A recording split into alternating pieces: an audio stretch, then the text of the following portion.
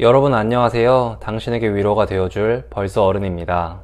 노후 준비, 여러분은 고민해 보신 적이 있나요? 아마도 지금 영상을 보고 계신 분들은 노후에 관해 한 번쯤은 생각해보고 또 어떻게 준비해야 할까 고민해 봤을 겁니다. 어떻게 할 수 있냐고요? 제 영상을 보시는 분 중 50% 이상이 40, 50대이기 때문이죠. 가장 왕성하게 경제 및 사회활동을 하는 동시에 은퇴라는 두 글자가 서서히 현실로 다가오는 나이죠. 그렇기에 대부분이 노후에 대해 한 번쯤은 고민해 보셨을 거라고 생각합니다. 그런데 그거 아세요? 노후에 대해 한 번쯤 고민해 봤다면 그건 문제가 있습니다. 노후 준비는 한 번쯤 고민해 보고 넘어갈 만한 그런 가벼운 일이 아니기 때문인데요. 편안한 노후를 보내기 위해서는 진지한 태도로 고민하고 구체적이고 장기적인 계획을 하나씩 세워야겠죠. 하지만 많은 사람이 노후 준비를 제대로 하지 않고 있습니다. 왜? 아직은 먼 미래의 일이라고 여기기 때문이죠. 또 그때가 되면 어떻게든 되겠지 라는 안일한 생각으로 노후에 관해 크게 신경 쓰지 않는 게 현실이에요. 하지만 세상에 어떻게든 되는 일은 없습니다. 특히나 준비하지 않은 사람에게 세상은 매우 냉정하죠.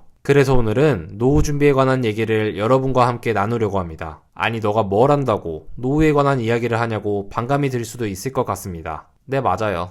저 역시 구체적인 노후 준비가 되어 있는 사람은 아닙니다. 다만 30대 초반 이른 나이에 회사라는 안전한 울타리에서 나와 여러 일에 도전하다 보니 불안정한 삶에 대해 남들보다 더 많이 걱정을 하게 되었죠. 그러다 보니 경제적으로 또 정신적으로 건강하고 안정된 노후 생활에 대한 관심이 굉장히 많아졌습니다. 게다가 오늘은 이시영 박사님의 신인류가 몰려온다라는 책을 바탕으로 저의 생각을 말씀드리려고 합니다. 이시영 박사님은 대한민국을 대표하는 정신과 의사이자 뇌과학자로 잘 알려진 인물이죠. 우린 지금까지 한 번도 경험해보지 못한 평균 수명 83세를 맞이하며 초고령 신인류를 경험하게 될 것입니다. 책을 통해 이시영 박사님은 지금을 어떻게 보내느냐에 따라 인생 최후의 10년이 결정된다 라고 말씀하셨습니다. 국민정신과 의사 이시영 박사님이 말하는 중년을 위한 조언을 바탕으로 안정된 노후를 위해 절대 해서는 안 되는 행동 3가지에 대해 함께 살펴보도록 하겠습니다. 첫 번째는 자녀에게 올인하고 집착하는 것입니다. 이런 행동은 경제적인 면에서도 정신적인 면에서도 모두 좋지 않습니다.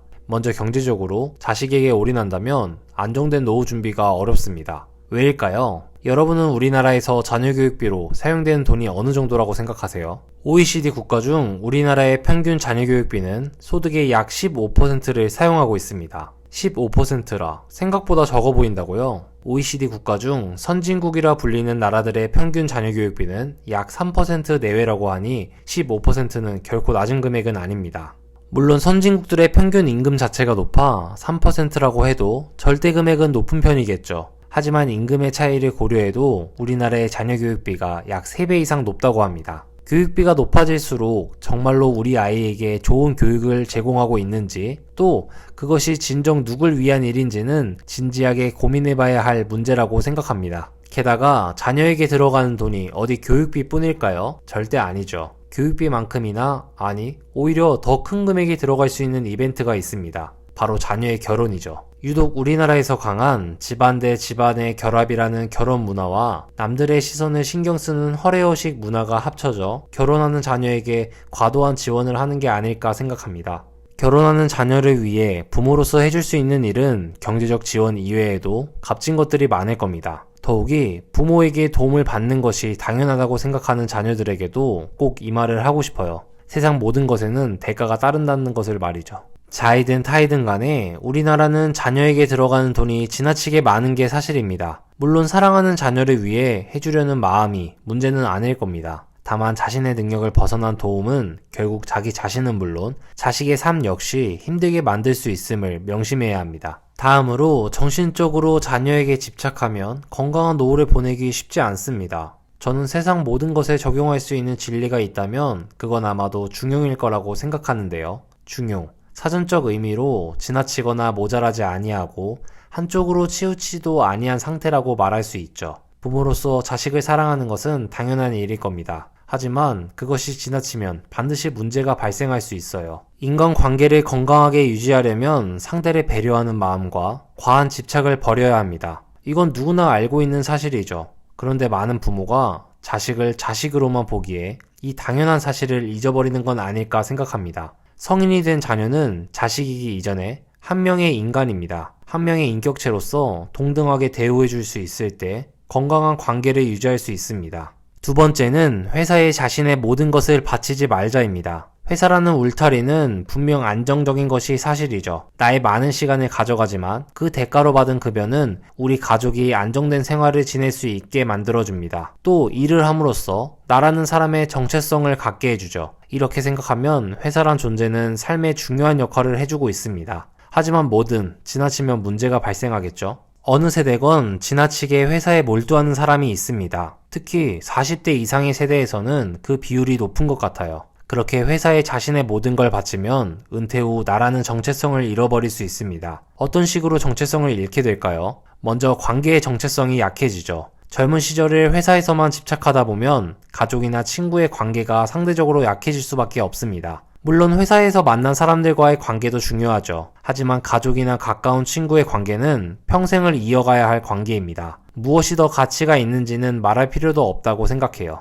다음으로는 건강을 잃을 수 있습니다. 회사 일에 집착하는 사람을 보면 자기 몸을 챙기지 않는 경우가 많은데요. 과도한 업무 시간은 물론이고 소위 라인이라 불리는 회사 내부의 관계를 만들기 위해 불필요한 음주와 시간을 소비하게 되죠. 지금이 어떤 시대인데 아직도 그런 문화가 있냐고 생각하는 분도 있을 수 있습니다. 하지만 그건 소수라고 생각해요. 아직도 많은 회사에서는 이런 문화가 남아 있습니다. 스스로 통제하지 못하고 회사에 집착하다 보면 결국 건강까지 잃을 수 있습니다. 안정된 노후의 가장 기본 요소는 바로 건강입니다. 마지막으로 주체성을 잃어버릴 수 있습니다. 심하게 표현하면 회사 업무 이외에는 세탁기 하나도 돌리지 못하는 바보가 되어버릴 수도 있습니다. 회사가 나이자 내가 곧 회사인 것처럼 일하는 사람들이 있죠. 이런 사람이 은퇴를 하면 뭐가 남을까요? 이건 사람에 따라, 직군에 따라 차이가 있을 수 있겠지만 대부분은 비슷할 거라고 생각합니다. 저 같은 경우에도 겨우 5년 남짓한 회사 생활을 끝내고 나왔을 때 남는 것은 허탈감 뿐이었습니다. 회사 업무 이외에 내가 할 수 있는 일이라는 게 생각보다 없었기 때문이죠. 거창한 것이 아니라도 상관없습니다. 아주 소소한 일이라도 회사 업무 이외에 내가 좋아하고 할 수 있는 것을 찾고 계속 한번 해보세요. 그것이 건강한 노후를 보낼 수 있는 방법이라고 생각합니다. 세 번째는 묻지마 투자입니다. 대한민국은 사기 범죄율 1위 국가다. 한 번쯤은 들어봤을 텐데요. 왜 우리나라는 이런 오명을 갖고 있을까요? 여러 원인이 있겠지만 대한민국 국민 다수가 금융지식이 떨어지기 때문이라고 생각합니다. 자본주의 시대를 살아가는 우리에게 금융지식은 무엇보다 중요합니다. 하지만 사람들은 생각보다 경제나 금융에 대해 관심이 부족해요. 그저 돈을 쉽고 많이 벌고 싶다라는 욕심만 가득하죠. 주위에서 주식으로 또는 부동산으로 돈을 벌었다는 소리만 듣고 잘 알지도 모른 채 무작정 투자를 해버립니다. 나의 소중한 시간과 맞바꾼 돈으로 말이죠. 오늘도 TV나 유튜브를 통해 금융 관련 사기 피해자들을 쉽게 찾아볼 수 있습니다. 작게는 몇 년, 길게는 몇십 년간 모아둔 소중한 자산을 한순간에 잃어버리는 모습을 보며 참 안타까운 마음이 들었죠. 세상에 쉽게 돈을 벌 수 있는 방법은 단연코 없습니다. 그건 저도 여러분도 모두 알고 있죠.